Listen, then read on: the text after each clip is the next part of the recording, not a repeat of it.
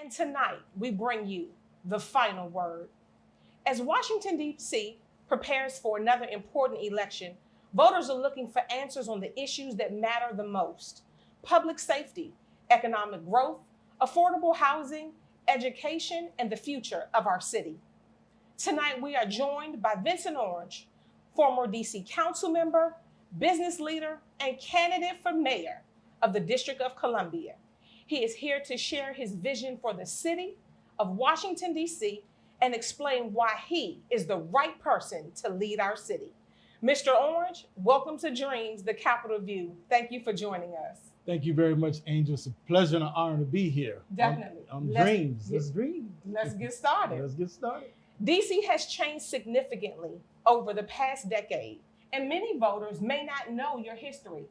Introduce yourself and explain why you are running for mayor.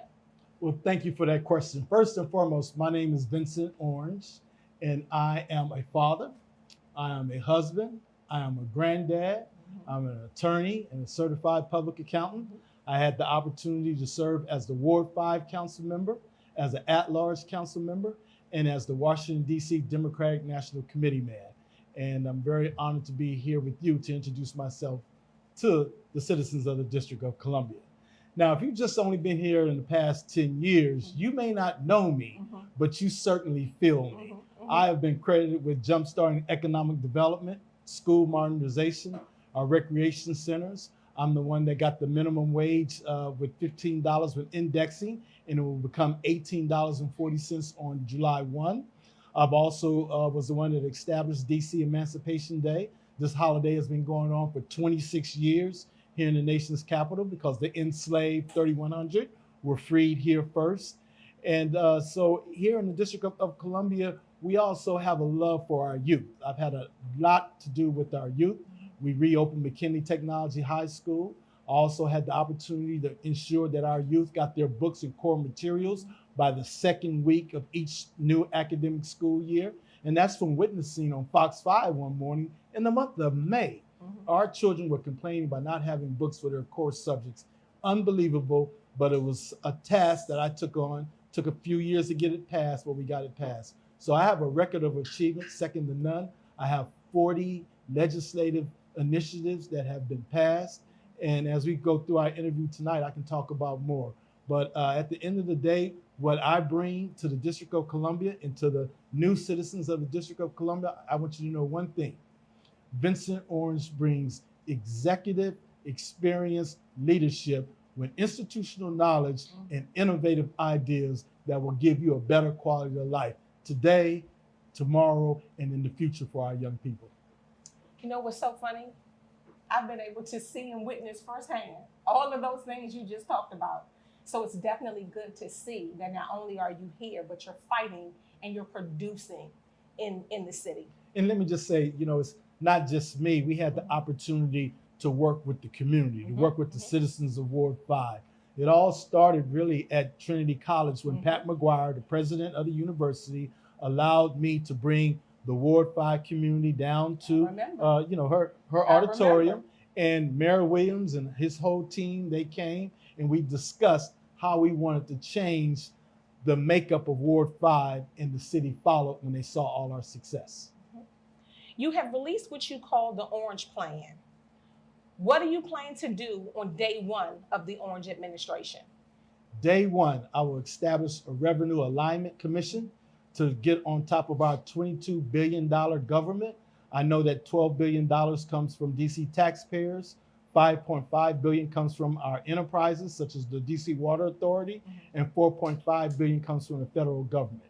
We want to line that $22 billion up and ensure that the dollars are being spent for their intended purposes. And I believe there's been a lot of waste and a lot of dollars are going in other directions that are not properly initiated for those purposes. For example, our police department. We continue to fund for 4,500 police officers, but we only have 3,100. Yeah. So what happened to the 1,400 FTEs and the dollars associated with that? That's been going on for the last 5 years. When you talk about paid family leave, paid family leave generated in excess of $400 million. Yet it doesn't cost that much to run that program. Where are those dollars? And these traffic cameras generated almost $300 million last year, and it's supposed to fund Vision Zero. However, it doesn't cost $300 million to fund Vision Zero. So we have some problems that we need to address, and I want to establish that day one. Also, I'm going to establish our affordable housing initiative. We are going to build 1,600 square feet units across the District of Columbia, preferably 125 per ward.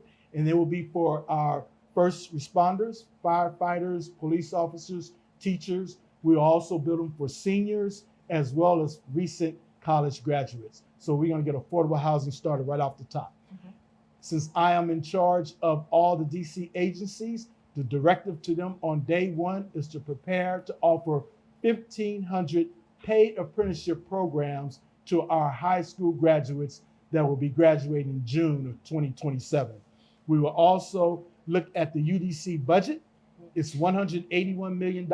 I need to get that up to $210 million so we can offer free tuition to DC residents at the University of the District of Columbia.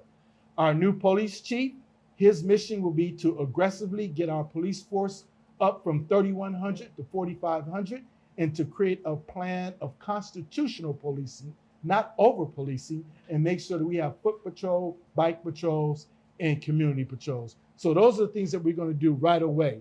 For our returning citizens, we're going to make sure that we look at our correctional facilities and see how we can bring back our 4,500 men and women that are incarcerated across the United States. We also need to get a halfway house here in the District of Columbia. And I am going to implement our incarceration to incorporation initiative. So there's a lot that we can do, but on day one, we're going to put the plans in action and get people going. Okay. Several of your proposals involve significant investment. How will you pay for your initiatives without placing additional burdens on taxpayers? Well, first, talking about affordable housing. Each year we provide $100 million to our Housing Production Trust Fund. So I will use that $100 million to build those 1,000 units, and they will be built by our certified business enterprises that are located here in the District of Columbia. No raising taxes. The $100 million is already in the budget, yes, but we just have to have an initiative and get these folks up and going. When we look at the incarceration to incorporation program, we're just going to have the Department of Small Local Business and Development look at the products that we're selling and allow our returning citizens to offer those products to the government as well. In the budget right now is $1.5 billion for our certified business enterprises. So once again, just get them up and going, get those dollars circulating in Washington, D.C. without raising taxes. Okay. Many candidates make promises. What have you accomplished in public office and in the private sector that demonstrates you can successfully implement the Orange Plan? Well, just like you indicated, I see you every now and then over at Home Depot, and you see the Home Depot shopping center. Yes, sir. I see you every now and then over at Costco's, and now that's a wide shopping center. What, PetSmart, Lowe's, Marshalls, restaurants. Yes, sir. In fact, we don't have one Starbucks. We have, I think, 3 Starbucks. So those are the things that I've been able to achieve. Okay. When our children go to McKinley Technology High School, $85 million project, started with us pushing that project and making sure that we reopen McKinley Technology High School. The minimum wage is up to $18.40 per hour. So these are the type of things that I've been able to achieve by working with the council, securing the votes, and being able to move forward. I'm not Benjamin Banneker, but I did create the rebirth of Union Market by changing the comprehensive plan. I was also the co-chair of the Gallaudet Noma Metro Station, and that created the Noma District. So these are the things that I've had an opportunity to bring to fruition. And also, I was the 7th vote to bring the Nationals back home. And now look at that area. Look at the waterfront and how much revenue it's generating. So there's a lot in our pipeline, and we're going to get those started and get those up and running. Awesome. The district is facing economic uncertainty. What is your plan to jumpstart the DC economy and bring jobs and investments back to the city? Well, first and foremost, we need to get what's in our pipeline. We have an $800 million in the pipeline for the Capital One Arena around Chinatown, the whole downtown area, already budgeted for. We have like $3 billion that's going to come in for the new stadium. And in that area, there's going to be a tremendous amount of development there going on as well. We have Union Station modernization that's going to take place. The key for the District of Columbia is to ensure that contract opportunities are going to DC businesses. The key for us is to make sure that our residents are prepared and trained for those jobs. And we already know they're coming. So the same way we did with Costco, working with the mayor for Fort Lincoln, Bob King, we had training programs prior to Costco opening up. So that's why you see a lot of Ward 5 residents over there working. So we want to make sure that we do the same thing. And once again, the $1.5 billion that will go to our certified business enterprises, we need to make sure that they are hiring DC residents and that they are providing contractual opportunities for other businesses here in the District of Columbia. So we have a lot that we can jumpstart this economy with without raising taxes. We have the money. We don't have a money problem. We have a management problem. And that's why, as an attorney, CPA, Master of Laws in Taxation, having worked in both the public sector and the private sector, I can use that experience to make sure that the 700,000 residents of the District of Columbia will be participating in the prosperity that will come our way. Awesome. What specific industry should DC focus on to create long-term growth? Well, one thing is we have to understand what we no longer have. Prior to COVID, we had a booming downtown. Everyone would come to work. But when COVID came, we all went inside. Telework became the model. And now it's hard to get those individuals back downtown. On top of that, we have this new president. And the president has already terminated about 30,000 employees that would have been in the District of Columbia that would support our retail outlets. So for us right now, our future is going to be in family entertainment, in our restaurants, in our theaters. We're a sports town now, and we just have to make sure that we build on that. But we cannot generate the revenue that we need without public safety. Public safety is a key. Public safety not only addresses where you live, when you're walking with your son, where other people are enjoying their neighborhoods, it also protects our local economy as well. I want to go to the Nats game, but I don't want to get carjacked on the way to the Nats game. I want to go to Chipotle's, but I don't want to be sitting there with my granddaughters and chaos breaks out. So we have to address the violence that's taking place. And in addressing that, we need to address teens. We need to give our teens pathways, and I'm prepared to do that. Awesome. You spoke a little bit about it, but let's talk about it. The mayor of DC must often work with both Congress and the White House. How will you navigate relationships with President Trump and Congress while protecting the district's interests? Well, in the words of John F. Kennedy, we will not address the White House in fear, yet we will not fear to negotiate. Now, Mr. President, I'm letting you know up front what's non-negotiable. Home rule is non-negotiable. DC autonomy is non-negotiable. The pursuit of statehood is non-negotiable. Now, other than that, we can talk. And by the way, Mr. President, I want to be in charge of the National Guard. I don't think you need to be in charge of the National Guard. We should be able to protect the citizens of the District of Columbia, the tourists that come to the District of Columbia. You want public safety, Mr. President? I want public safety. But we can't have you handling the public safety of the District of Columbia. Put that on me. But make sure that I have the resources to get the job done. We'll get our 4,500 officers back. I need to control the National Guard. With our teens, I'm going to let our teens know they have 4 pathways. One is I'm going to allow you to go to the University of District of Columbia tuition free.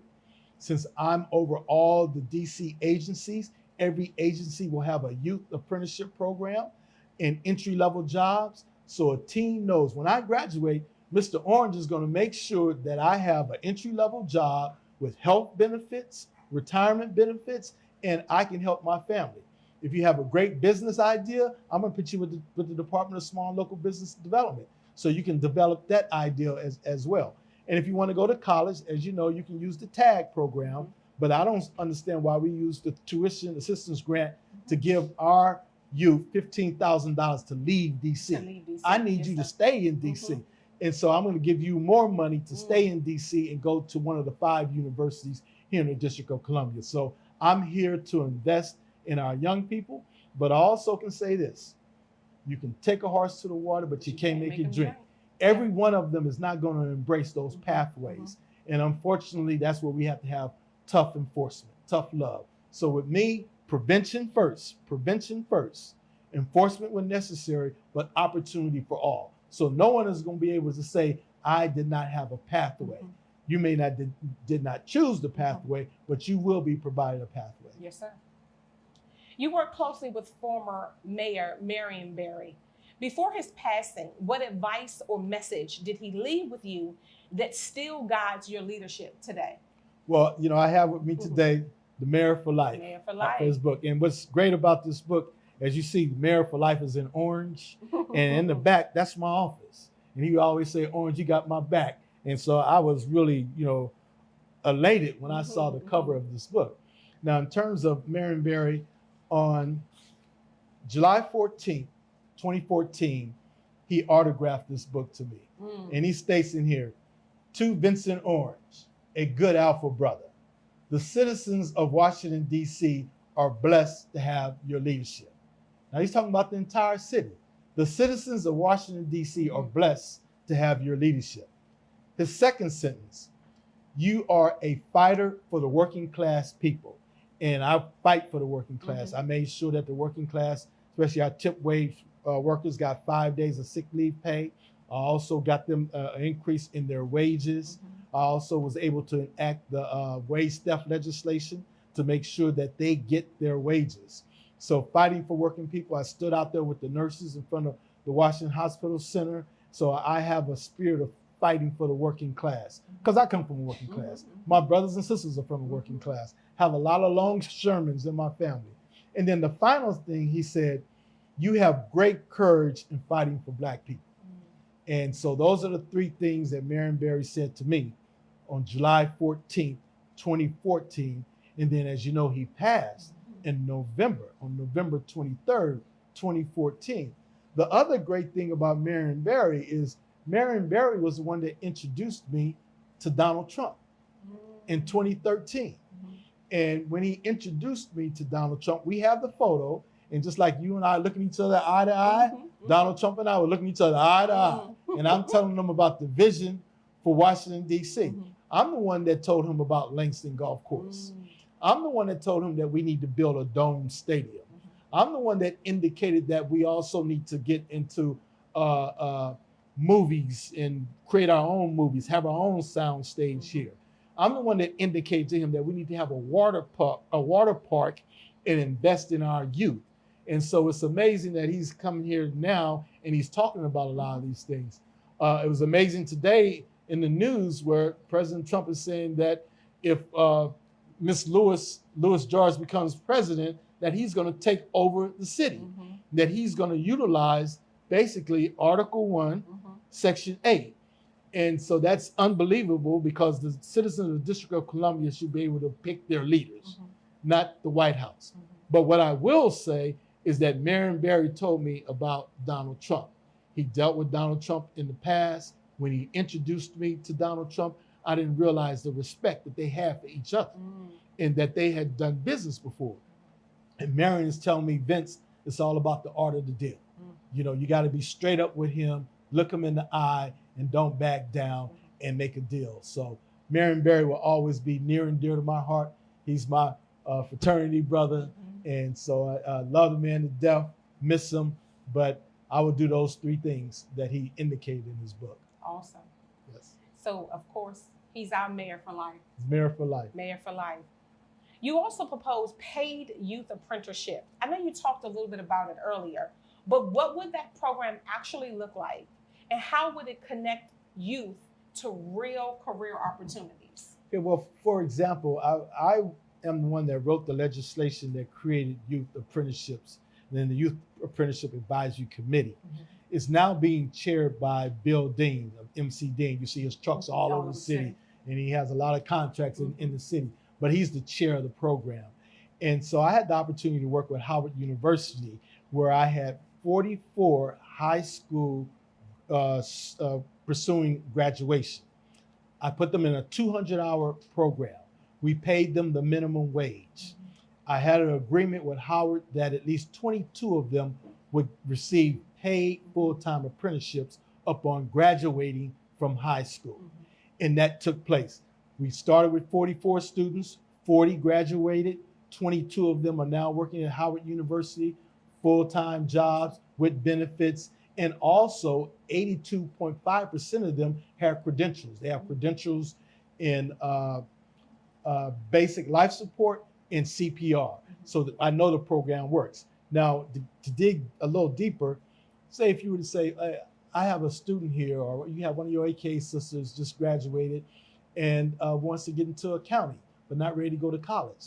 I'll put them with the Office of Tax and Revenue. What's a great place to start your career? You might have someone that wants to deal with the environment. I'll place you at the Department of the Environment. If you want to get into event planning is the place to be in the District of Columbia. At Events DC, we have 25 to 30 million people that come to the city on an annual basis for all these conferences. What is a great place for our youth to start event planning training at Events DC. If you want to be into sports, well, we have Audi Field, we have Nats Park, and we're building this $4 billion stadium. That's be a great opportunity for a young person to start. So that's how those programs will work. And indirectly, I'm fighting crime because now I'm taking up your time, but it's something that you're interested in. You're getting a paycheck. And so the pathway, go to UDC tuition free. If you're not ready to go to college, then I have a job here waiting for you. And if you want to go to one of the major universities, I have the tuition assistance grant that I can provide you. And if you stay in the District of Columbia, I'm going to give you more money. And you may even be able to get one of those affordable housing units that I'm building. So that's how that program will work. Awesome. Now, since you said it, let's just jump right into it. Okay. Affordable housing remains one of the top concerns for DC residents. How can DC increase affordable housing, again, without raising taxes? Well, once again, we're going to use the Housing Production Trust Fund. That $100 million that's put in that fund on an annual basis. Right now, we have utilized about $1.5 billion in the Housing Production Trust Fund, but no one feels it. You know, where's the affordable housing? You can't build affordable housing. Well, you can build it, but it's not going to be effective if it's for 80% of the area median income. Yeah. That's a high number.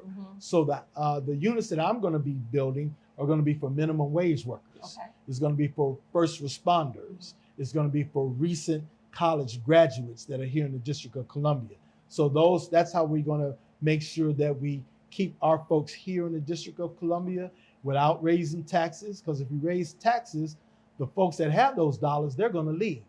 We have to realize that we're in competition with Florida. We're in competition with Texas and Nevada because they don't have state taxes. And so people will just get up and leave. Awesome. The district faces a projected shortfall of at least $1.1 billion. What would be your first steps to addressing that challenge? Well, first and foremost, we will not be raising taxes. Thank you. As I indicated before, we are a $22 billion government. And so we don't have a money problem, we have a management problem. So once again, as an attorney and a CPA with master laws and taxation, my first job with Arthur Anderson and Company was on the DC government. That's why I know it so well, because I was trained on the district government when I started my accounting career with Arthur Anderson and Company. So we're going to put those internal controls in place. We're going to track how those dollars are coming in, how those dollars are being spent, and we're going to jumpstart this economy. Now, folks talk about that big, beautiful bill, but in that big, beautiful bill is $600 million for DC taxpayers. And it was never explained to DC taxpayers how that $600 million relates to them. So this is how it goes. If you are a waitress or a waiter in the hospitality community, you get to deduct up to $25,000 on your tax return.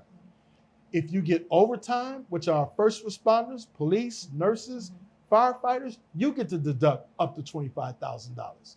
If you are a senior, you get an extra $6,000 deduction right off the top. If you just purchased a car last year, you get to deduct the finance interest. And those dollars going to that population, they're going to spend it right back in DC because they need it to make ends meet. That jumpstarts the economy because now if you have a business, I'm coming into your flower shop. You're selling jewelry, I'm coming into your shop.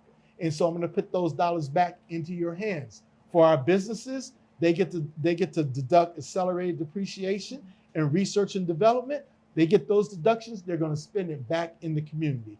And I'm even going to sweeten the pie and provide the $200 million to our low-income families by expanding the child tax credit and the workers' investment tax credit. So that $200 million going to that population, they're going to spend it in the District of Columbia. That's how you jumpstart your economy. And then you look at the $1.5 billion that's already in the budget with our certified business enterprises, all that jumpstarts the economy. And by the way, the certified business enterprise engine was built by me. When Linda Kropp made me the chairperson of Committee on Government Operations, and I took a look at our certified business enterprises, I saw there was only one agency that was in compliance, the Office of Aging. And the law says that 50% of your expendable budget must be spent with our certified business enterprises. And so, making a long story short, we took them from $0 being spent to $500 million being spent with our CBEs. Now it's up to $1 billion, and the budget now is $1.5 billion. And when I become mayor, it will be $2 billion. So all those dollars circulating in the city without raising taxes, because it's part of the $22 billion government that we have. Awesome. Another thing that we're going through right now, and I want you to touch a little bit about what will your administration do to support returning citizens and help reduce recidivism? Well, once again, we must help our returning citizens. Now, I got really introduced to the returning citizen population by Al-Malik Farrakhan. Ceasefire, don't smoke, the brothers and the sisters. He had called me up because it was extremely hot, hotter than this day. And the inmates over at one of our halfway houses, I mean, they were burning up. And here Malik comes and get me. And I said, wow, I mean, I wouldn't want to be in that facility.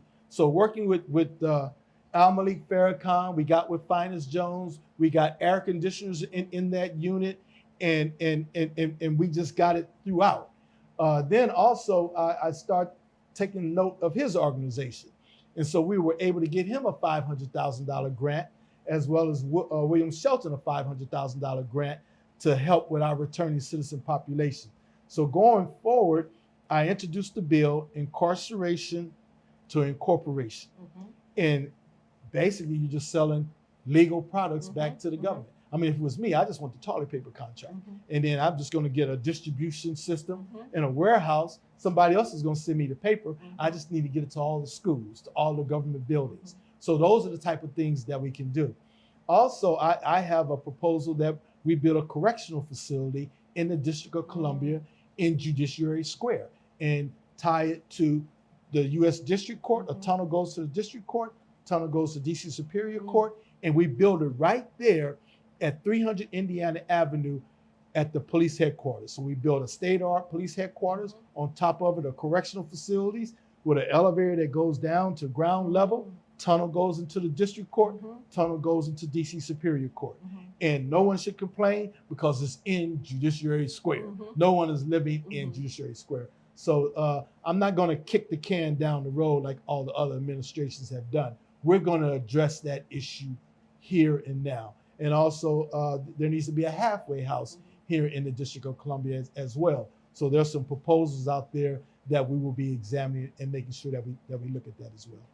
So because we are live and we do have an audience, we've touched on several of these topics during our conversation tonight, but our viewers submitted these questions and I wanted to hear your response directly. Sure. Let's take a few moments to address some of the questions from the audience.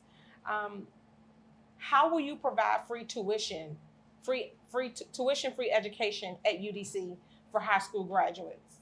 Well, I will reactivate the bill that I introduced when I was on the council. And at that time, we know that the fiscal impact statement came back saying it would cost $25 million. I've had an opportunity to speak with the last several presidents of the University of District of Columbia, and they were for the program. It's unfortunately I was not on the council and we didn't have a champion to bring it to fruition. But as the mayor, I will bring that to fruition. It's not a big dollar amount, and I know I can find $25 million within a $22 billion government. Just the waste and abuse alone is going to produce $25 million. So I make that promise to our DC residents, and in particular to our high school graduates, be it public or charter. You want to get an education, I'm going to get you a tuition free at the University of District of Columbia. Awesome. My alma mater, so I can't complain. All right. You speak of pay youth apprenticeship. We talked about it, but is there anything you want to share with how it would actually work? Well, I just want our young people to know, once they make it to high school, that they can look forward. They can look and say, hey, when I graduate, they're not just going to leave me by myself. The Orange administration has pathways for me. And one of those pathways is through paid youth apprenticeship. And now with Orange's vision, I can now look at those 90 agencies and I can start to plan which one of those agencies I want to be located at. And I can start making sure that I'm in a position to get with the agency that I desire.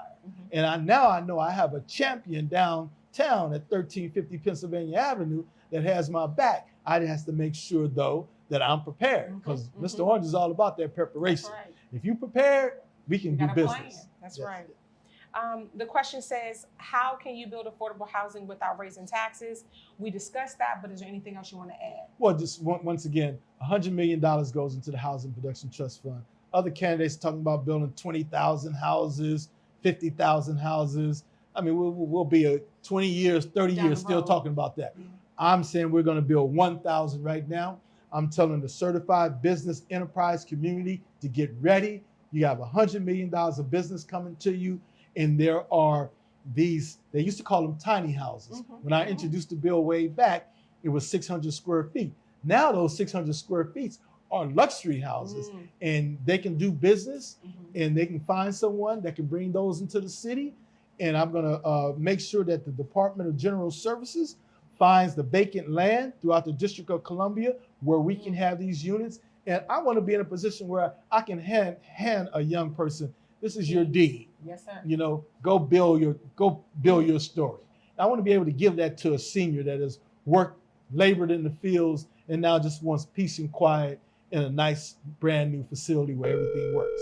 I want that new teacher that comes to the District of Columbia to have a home of their own. Look, and so they can concentrate wait a minute, on this the right training man. and educating Vincent our youth. Orange in the building, We and he build got a that police plan. From force north back side up. to I want the southeast, police the officers to be southwest. living in the Vincent community. Orange I on the wanna know ballot, who it's you the are. best So bet. I'm gonna provide you with affordable unit. And that really just comes from my background. When I was growing up, my third grade teacher lived around the corner, Miss Anderson. Miss Condre lived down the street. So those are the type of things where you have the community working together. And I think we need to get back to us being a community. Like I said, it takes a village. It takes all of us in the District of Columbia working together for the common goal. And I think we can do it. Yes, sir. Livable, workable communities. I love it. You talked about what would you do for returning citizens. Anything you want to elaborate on? I just want the returning citizens to get ready. I need the returning citizens to come together, because we cannot have disunity. We need to be united. And so once we get everyone united, come up with a plan, then we can move forward. Okay. Mr. Orange, how will you improve public safety without simply locking more people up? Well, it's not my plan to lock people up. And I am going to select a police chief that understands, yes, we need constitutional policing, but not over policing. I need that police chief to understand my methodology. My methodology is prevention. Prevention does deter crime. However, if crime is out of control, if we have to enforce, we enforce. but we enforce pursuant to the Constitution. But at the end of the day, it's opportunity for all. I'm going to go out and talk to these youth because someone talked to me. I'm a better chance student. When I was 14, I got a scholarship and I went away to private boarding school. I came from a poor background, 7 sisters, 2 brothers. My parents had 6th grade education. But one thing, we had a strong family bond. And back in those days, it was family. It was all about the family. And I wouldn't be here today if my sisters weren't coughing up $10, $15, $20 a month to make sure that I make it. Or, you know, my older brothers were in the armed forces and they sending me dollars and giving me their insight on what's out here in this world. But also Miss Palavin and Miss Pasolio, they introduced me to a Better Chance program. It was run out of Boston. Fred Easter was the director. And I feel that I was very, very lucky because I winded up at Fountain Valley School, where Samuel Goldwyn Jr. was the president and chairperson of the board. So I went to school with his sons, Tony Goldwyn and John Goldwyn. You know, Tony Goldwyn was the one that played in Scandals. Yes. But to us, he was just Goldilocks. I beat him in ping pong every day. But so it's just having that type of background and knowing where you've been given a lot, you need to give back. And that's what I want to do, give back. Okay. Mr. Orange, thank you for addressing those audience questions and sharing your vision and the future of the District of Columbia. Before we conclude tonight's conversation, I do have one final question. DC voters will use ranked choice voting. Why should voters rank Vincent Orange #1? Well, I believe that I should be ranked #1 because I come to the table as a leader with experience, as a leader that cares, a leader that has passion, a leader that has institutional knowledge, and a leader that has innovative ideas that can be implemented. You know, I have a lot of energy. I'm fired up. I'm ready to go. No one is offering 1,000 affordable units right away. No one is offering free tuition at UDC right now. No one is offering our youth paid apprenticeships with retirement benefits, health benefits, entry-level jobs right now. No one is talking to our returning citizens and saying, we need you back at home. We need you to be a part of your children's lives, of your family's lives. No one is talking about that. And so Vincent Orange is talking about that, but Vincent Orange is going to make it happen. And on top of it, we're going to make the city safe. We're going to know about that $22 billion. And I'm a very transparent person. It's going to be all out in the open.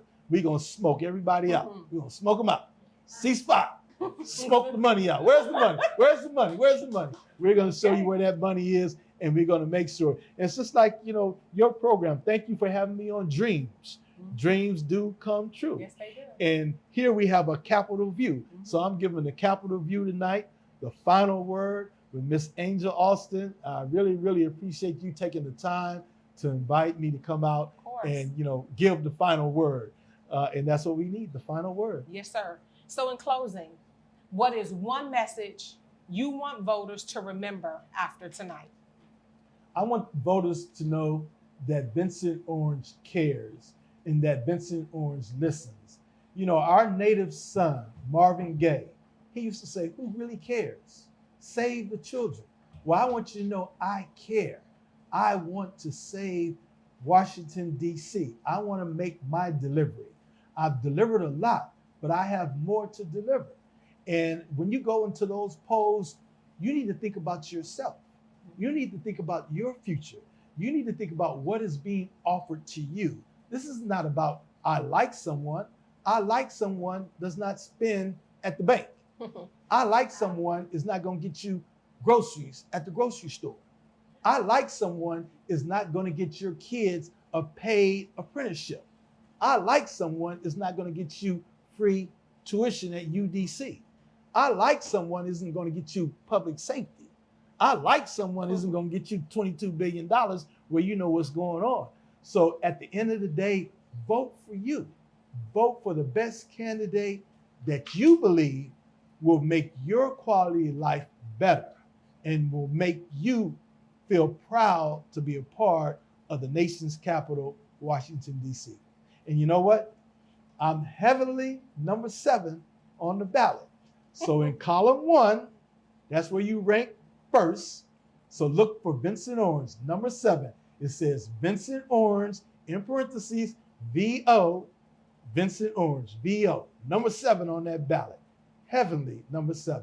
And, I just have to want to give, honor and thanks to my Lord and Savior, Jesus Christ, that has given me the opportunity to be before you here today and to know that I've put it all on the line, all on the line. And, we as a people must come together. We as a people, we can get it done. And we just have to remember, keep your eye on the prize and keep your eye on the Lord Almighty, and everything's going to be okay. Awesome. Mr. Orange, thank you for joining us on this special edition of Dreams, The Final Word. And thank you to our viewers for tuning in. We hope tonight's conversation has provided valuable insight into the issues facing our city and why Vincent Orange is the candidate seeking to lead.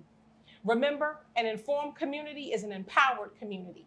I am Angel Austin Johnson, and this has been Dreams, the Capital View, The Final Word. Good night. We'll see you next time.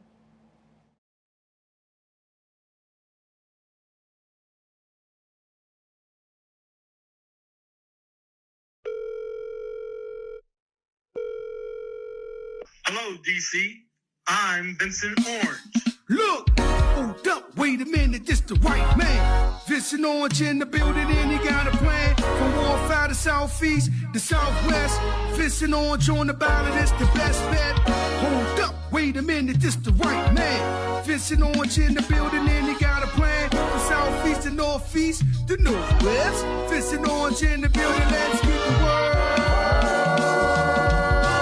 You right there, you right there.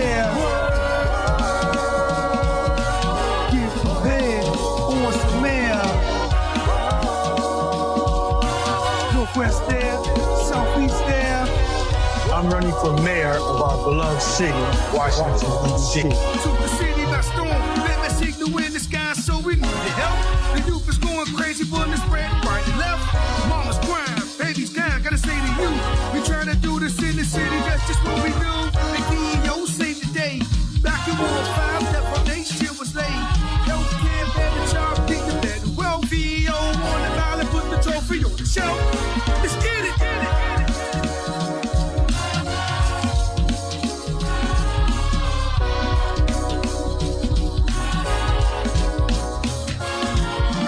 I'm running because this city requires experience, discipline, and delivery. I built in D.C., and when I build, the city follows. Leadership, discipline, work ethic. What we tell them, vote, vote, Vincent Orange. We tell them, vote, Vincent Orange. We tell them, vote, Vincent Orange. We tell them, vote, Vincent Orange. You want opportunities? A safe place in D.C. He hang with you, he hang with me. Education is the key. Healthcare and unity. War 5, he the pride. Protect the South Side. Vote for Vincent Orange. Vote VO. Vote for Vincent Orange. Vote VO. Vote for Vincent Orange. Vote VO. Vote for Vincent Orange. Vote VO. Vote for Vincent Orange. VO. Vote for Vincent Orange. VO. Vote for Vincent Orange. VO. Vote for Vincent Orange. VO. Vote for Vincent Orange. War 1, June 16. War 2, June 16. War 3, June 16. AA, June 16. War 4, June 16. War 5, June 16. War 6, June 16. AA, June 16. War 7, June 16. War 8, June 16. DC, June 16. AA, June 16. BO, June 16.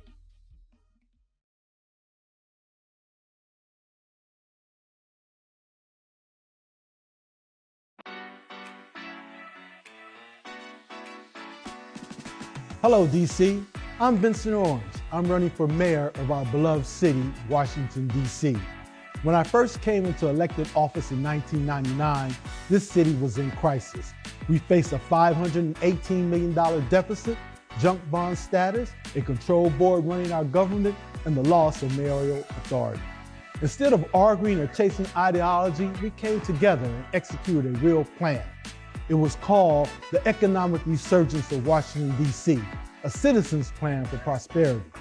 And because we did the work, the control board was dismissed, budgets were balanced, AAA bond status was earned, mayoral power returned, and Washington began governing itself again. Today, I'm running for mayor because we are a $22 billion government. Yet too many residents are not feeling or enjoying the prosperity. In recent years, we've lost our AAA bond rating. That means dollars that should be invested in the general welfare of our 700,000 residents are instead paying higher interest costs. Our public safety has weakened and our police force has fallen to about 3,000 officers when it should be between 4,000 and 4,500 officers to keep our communities safe. DC, we cannot go backward and we cannot stand still. I'm running for mayor because moving this city forward requires a specific skill set: experience, leadership, discipline, work ethic, stewardship, stability, service, and delivery. I've had the opportunity to build in DC, and when I build, the city follows. I'm proud to have jump-started economic development, modernized schools, rebuild recreation centers, and preserve our history through DC Emancipation Day. Because of that work, DC residents can point to real results: Home Depot, Costco, Lowe's, Bank of America, the rebirth of Union Market after changing the comprehensive plan, McKinley Technology High School reopened, books in our classrooms by the second week of every school year, a $15 minimum wage with an automatic consumer price index increase, now $17.95 per hour, 5 days of paid sick leave for tipped workers, wage theft laws that return stolen wages, expansion of the Marion Barry Summer Youth Employment Program for young adults ages 22, 23, and 24, youth apprenticeship legislation, fair coexistence of restaurants and food trucks, a permanent home for DC TV, and over $1 billion annually spent with DC certified business enterprises.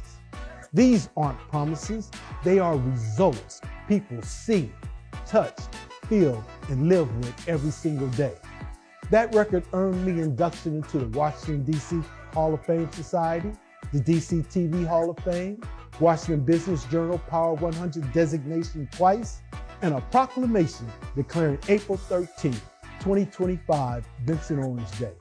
DC, I am qualified to be the 7th mayor of the District of Columbia, and I bring with me the Orange Plan. The Orange Plan starts with public safety as the foundation. Crime will not be tolerated. Public education begins at age 3 with vision, hearing, and home assessments, and ends with 4 real pathways to the middle class for our young people. Tuition-free education at the University of the District of Columbia, a 4-year college path with tuition assistance grants and other assistance, traditional or non-traditional apprenticeship opportunities mandated across DC and all non-governmental agencies, and entrepreneurship, including my incarceration to incorporation program. Crime is not an option, and for accountability, youth under 18 years old will be off the streets Sunday through Thursday from 11 o'clock p.m. to 6 o'clock a.m. with defined exceptions. With public safety in place, we can grow the DC economy without raising taxes, establish DC as a family destination, finish projects already approved, restore our AAA bond rating, circulate the DC dollar in DC, create jobs, expand housing that people can afford and attain, and ensure quality health care.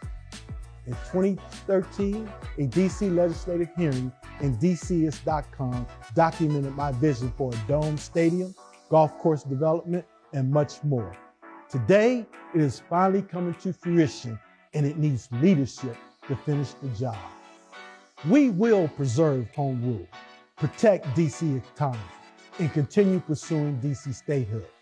I will engage the White House and Congress on behalf of the 700,000 residents of the nation's capital, not negotiating in fear and not fearing to negotiate, as President John F. Kennedy said. DC, I am Vincent Bernard Orange Sr. I humbly ask for your first vote for mayor in the Democratic primary on Tuesday, June 16, 2026. May God protect, save, and bless the District of Columbia.